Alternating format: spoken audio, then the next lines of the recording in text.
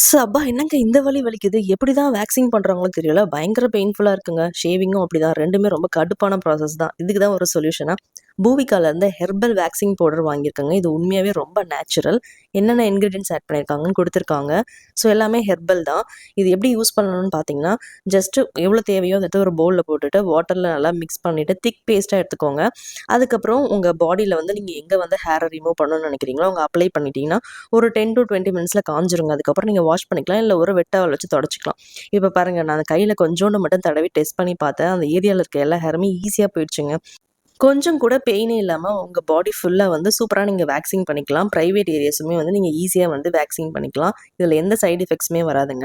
அதே மாரி அண்டர் ஆர்ம்ல இருக்க டார்க் பேட்சஸ் கூட ஈஸியா ரிமூவ் பண்ணிடும். இப்ப பாருங்க, என்னோட ஒரு கை ஃபுல்லாவே நான் அப்ளை பண்ணிட்டு, ஒரு 20 மினிட்ஸ் வெயிட் பண்ணதுக்கப்புறம் ட்ரை ஆயிடுச்சு. அதுக்கப்புறம் நல்லா ஒரு வெட் டவல் வச்சு துடைக்கிறேன். ஹேர் எல்லாம் ஈஸியா ரிமூவ் ஆயிடுச்சுங்க. இதுல முல்தானி மட்டி, ஆரஞ்சு பீல் இருக்கிறதால உங்க கையில இருக்க டேனையுமே சூப்பரா ரிமூவ் பண்ணிடும்.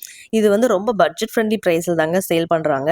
ஸோ பெயினே இல்லாம ஈஸியா வேக்ஸ் பண்ணியாச்சுங்க. இதே மாதிரி என்னோட கால்லயுமே நான் வந்து ஒரு பேட்ச் டெஸ்ட் மாரி பண்ணி காட்டுறேன். நீங்களே பாருங்க. அப்ளை பண்ணிட்டு ட்ரை ஆனதுக்கப்புறம் ஜஸ்ட் நீங்க வாஷ் பண்ணாலும் போதும், இந்த மாரி வைப் பண்ணாலுமே அப்படியே சூப்பரா வேக்ஸ் பண்ண மாதிரி இருக்குங்க.